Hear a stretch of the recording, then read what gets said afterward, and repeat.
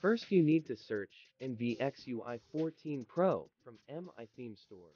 Then download and apply the theme. Now, in order to enable the AOD feature, it is mandatory for you to unlock premium features by giving the password to that theme. Open the theme app.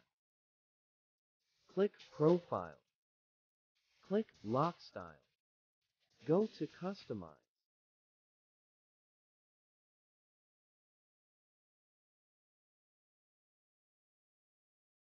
Turn this on to turn on the AOD feature. You can customize the always-on display here. Double-click the screen to go to AOD mode. You can change the AOD time style by double-clicking here.